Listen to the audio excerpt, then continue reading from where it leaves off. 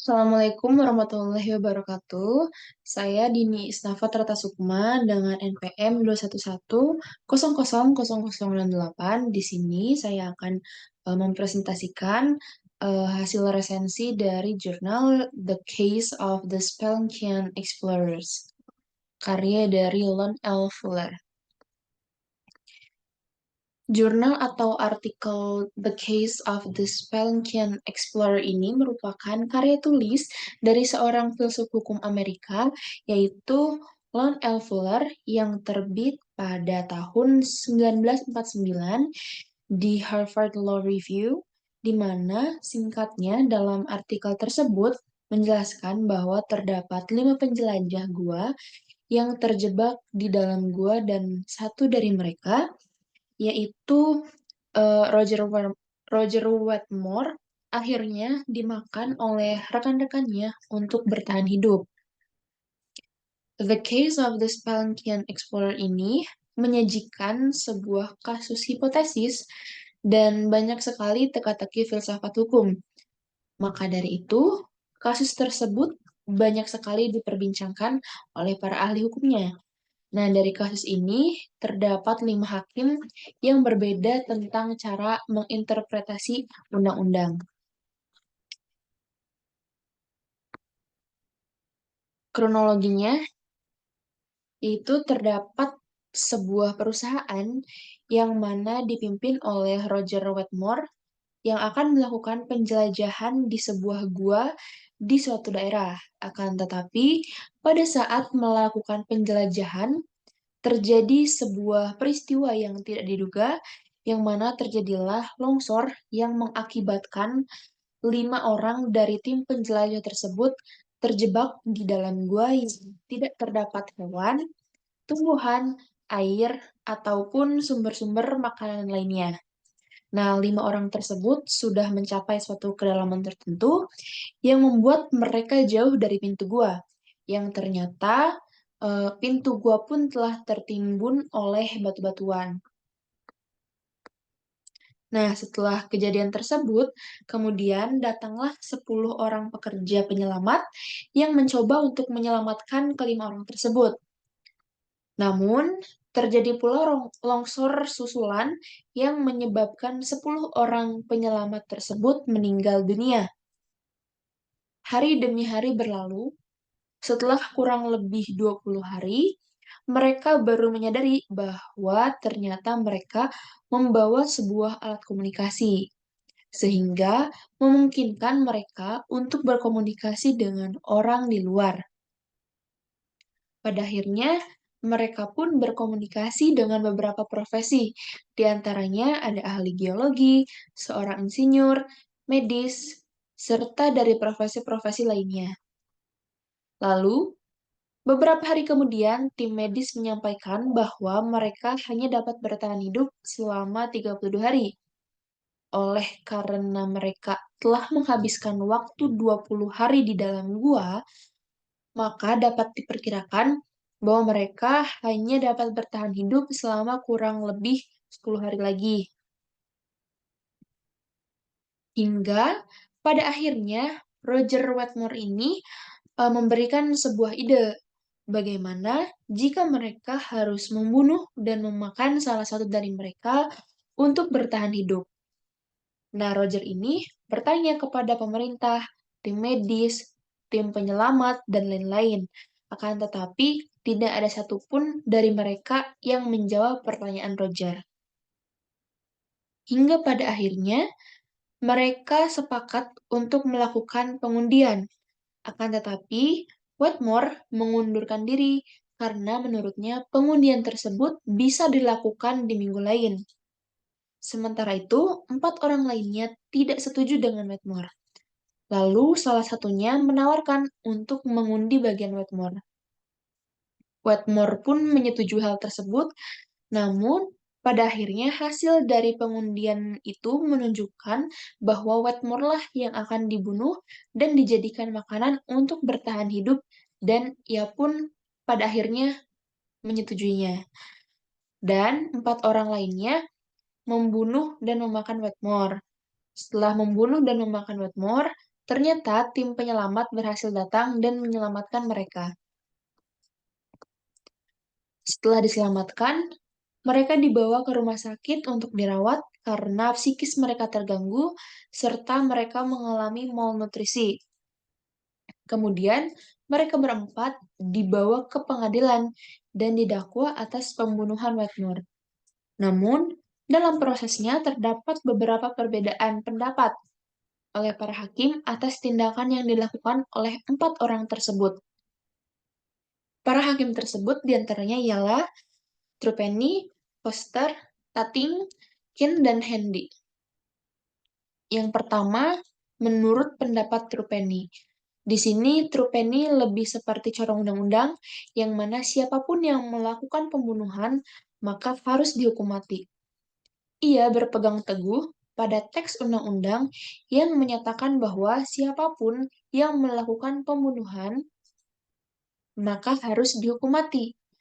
Nah, pendekatan ini mengabaikan konteks dan situasi yang melatar belakangi tindakan pembunuhan itu. Hakim Ketua Trupeni menekankan pentingnya penggunaan hukum secara literal dan hukum harus diterapkan sebagaimana adanya hukum tersebut dapat diterapkan. Trupeni ini tidak mempertimbangkan situasi tertentu yang dialami oleh pelaku, serta tidak mempertimbangkan alasan dari tindakan yang mereka lakukan. Jadi, Trupeni hanya berfokus pada tindakan yang melanggar hukum dan para pelaku harus dihukum mati. Selanjutnya mengenai pandangan Foster.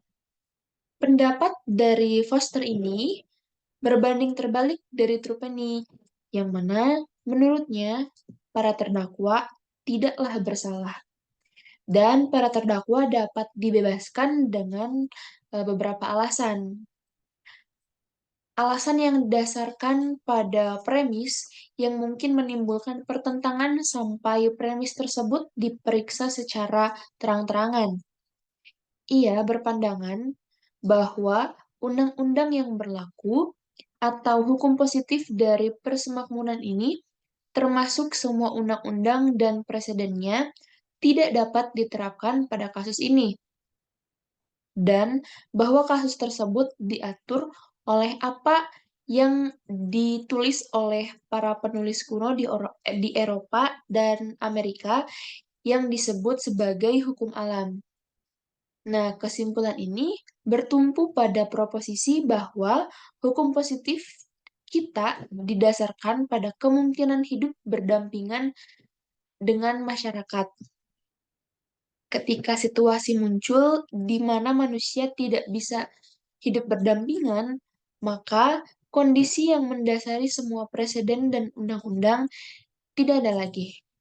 Ketika kondisi itu hilang, maka menurutnya kekuatan hukum positif kita pun ikut hilang. Kita tidak terbiasa menerapkan pepatah cesante rationale legis cesat et ipsa lex pada seluruh undang-undang yang kita buat. Namun, ia percaya bahwa dalam kasus inilah pepatah tersebut harus diterapkan. Selanjutnya, ada pandangan dari Tating, yang mana pendapat dari Tating ini berbeda dengan pendapatnya Foster.